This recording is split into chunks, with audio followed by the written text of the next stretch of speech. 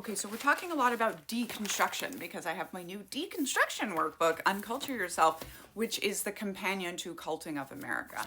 This might be the first thing like this, y'all, because we are just in the recovery community, right? In our, I think, first decade of talking about deconstruction and what that is.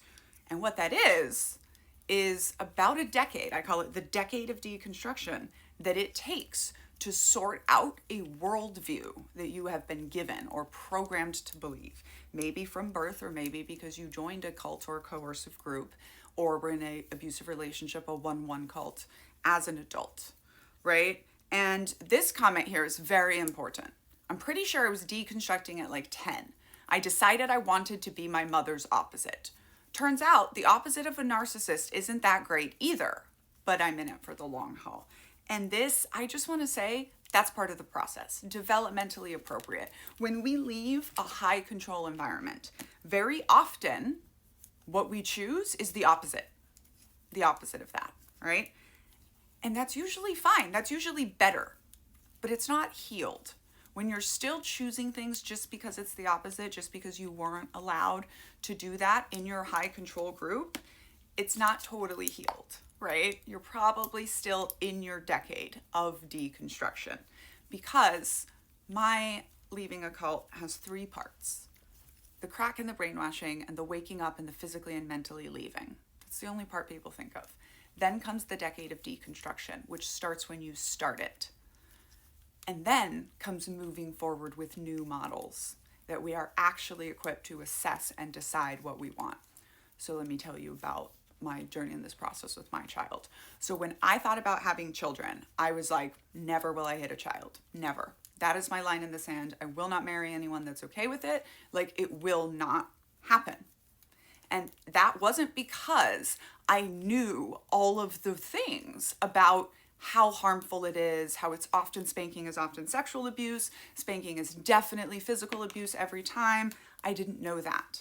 All I knew was that we were heavily, heavily spanked and physically abused in the cult, often by adults who were just losing their tempers because it was not their own children. And I was like, I will never, if I never allow it, then I will never lose my temper and do it, right? That was picking the opposite thing. It was still healthier, but now, once I actually had a child and I actually spent time educating myself on why this was bad and healing myself from what had happened to me and truly understanding that I didn't deserve any of that either, that I deserved a beautiful life, that I deserved to be loved and cared for by the people around me. And once I went through that, I was in a much healthier place.